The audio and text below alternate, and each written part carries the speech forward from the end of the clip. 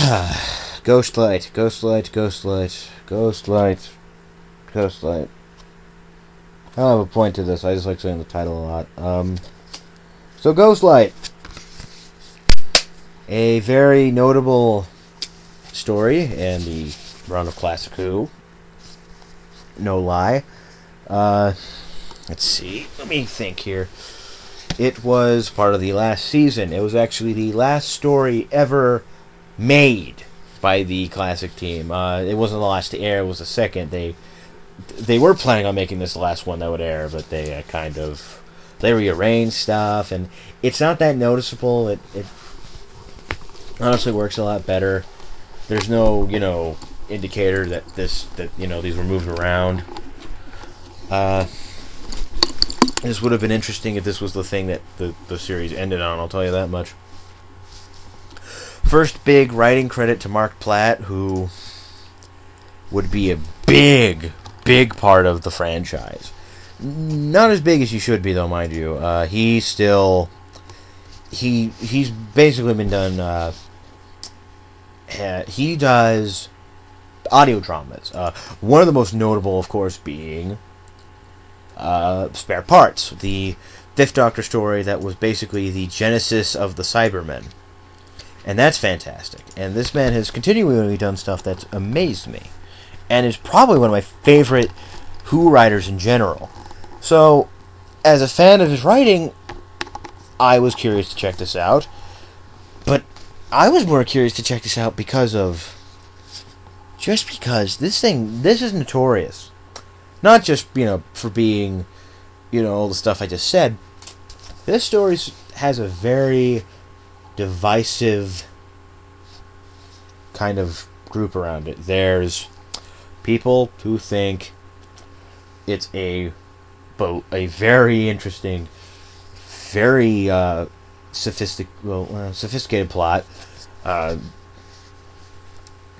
very creepy story, but a very interesting sci-fi plot with a lot of subplots buried around and a very interesting cast. Well, others think it is a unbelievable jumbled mess that makes absolutely no sense and just could not end fast enough, even though it was shorter than other episodes, being a 3-parter, which was a thing in McCoy's season, because the man only had 14 episodes a season, and they had to do 2 4-parters. I don't know, maybe they would have been better on that, and then do 2 3-parters. This being one of the 3 they would do for the last season, of course. And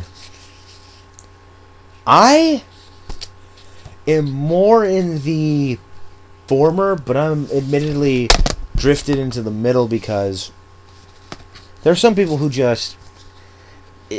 okay, there's 2 ends of it. There's a spectrum here. The people that hate it, that think it's confusing, and the people who really love it, who understand it. Then there's this big space where the more you drift in the one side,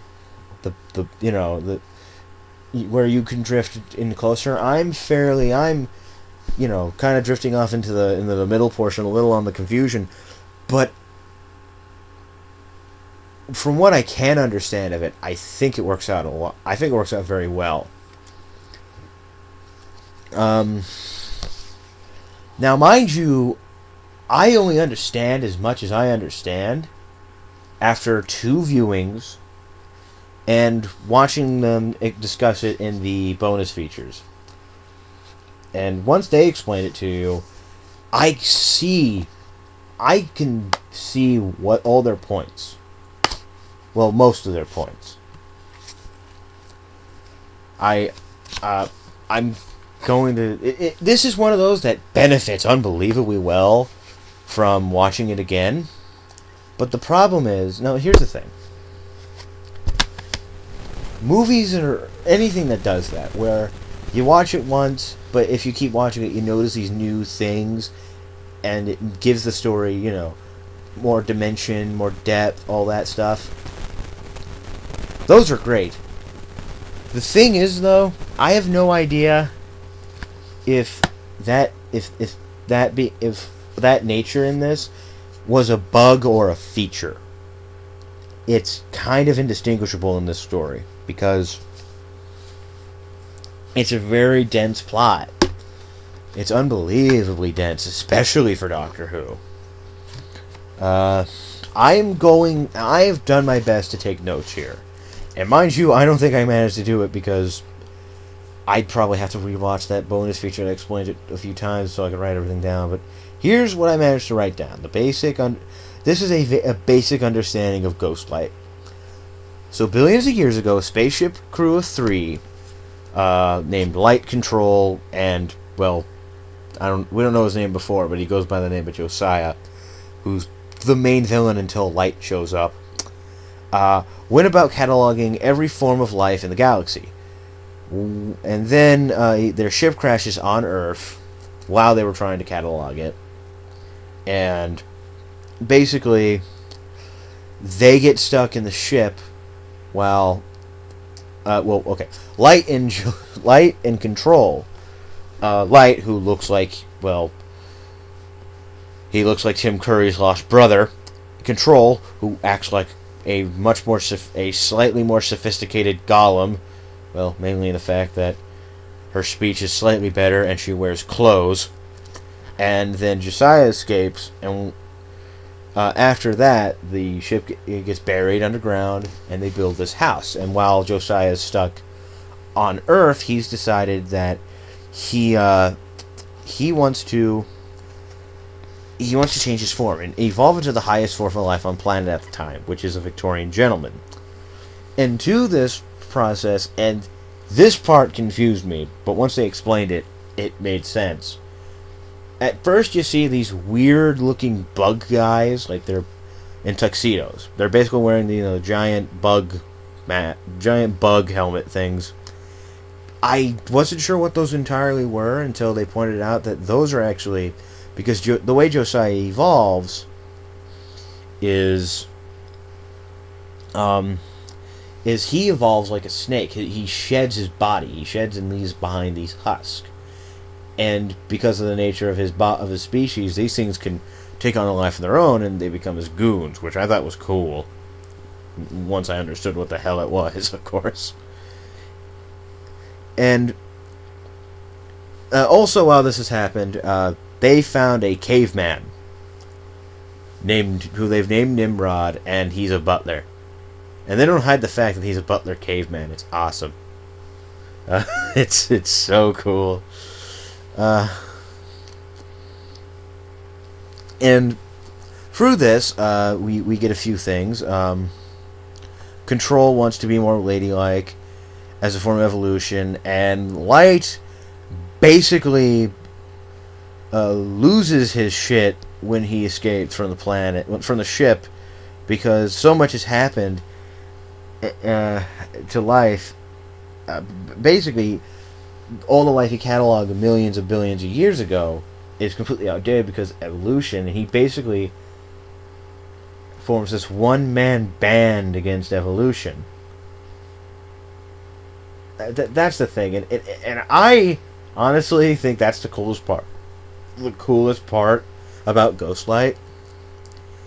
It starts out like it's going to be a lot like Horror of Fang Rock, with this this Victorian setting and this very creepy setting. All that, it feels like it's going to be some sort of weird horror story.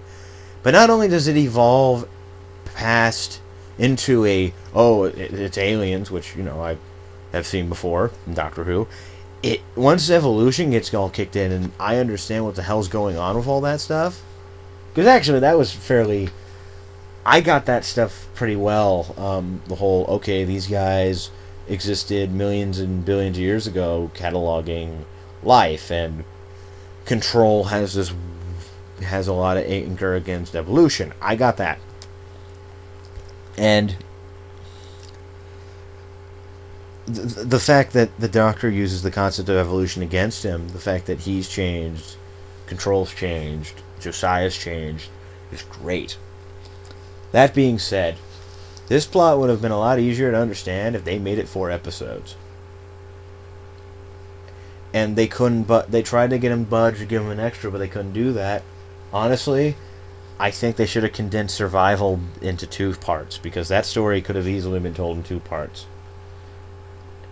This Ghostlight needed to be longer. Needed one more part to let that stuff out. Another thing they needed was, there's really no one to kind of act as our window into this story, to ask the stupid questions. Well, not the stupid questions, because a lot of them might be needed. But there's no one, who's asking stuff to have stuff explained to them, and by proxy, the audience would have it explained to them. And I think that's it. It's not it didn't really think that hard about the fact that maybe it's too complicated for an audience to get. So, as much as I honestly hate, having info dumps or anything like that, just have that. They had an opportunity. There's this character, Inspector Mackenzie, who they had in cryostasis. Go with it. I think if they had him basically act like what a companion would act like, I think that would work. I think that they would have gotten stuff out there, and I think the story would have, wouldn't have as much of the negative reputation it unfortunately has. Now, what else? This is one of their better sets. It's really good. They decided to do this as a long borrow, because what they really had to do mostly was build this nice Victorian house, and BBC's really good at doing historical stuff. And this is no exception. This looks fantastic. Also, another use is, it's called Ghostlight, and light's used very well here. They definitely, and it's a big motif, the idea that they can't stand the light, their bodies can't stand it. Eventually, they evolve past the weakness, but they make a big deal about it, and I think that's what helps it work. No one's boring in this. Everyone's fairly interesting. Josiah's a wonderful villain. Light took a little getting used to when he comes in part 3. But once you really found out what he wanted to do and how unbelievably insane he gets over it, I really thought he was a threat. And honestly, up front, I figured, he has to be a threat. He obviously has this insane power. And plus, he's a glowing guy in a silly outfit. Those guys always have great power in fiction and in some weird parties. So that happened. That happened. That's another thing about Ghostlight. You can easily answer everything by that happened. The Doctor's great in this. I liked listening to McCoy's kind of point of view on it. A big thing being he doesn't have his hat or his umbrella that much in this, which I don't know. And I kind of agree. It kind of changes his stick. I don't know why, I don't know how, but it kind of matters in a way.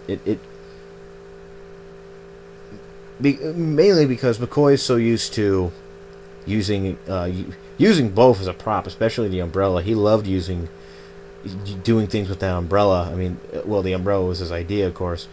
Here he has to use his because this was dealing more with the internal workings of the Doctor, and definitely kind of playing the butting heads thing with him and Ace, and him scaring the living shit out of Ace.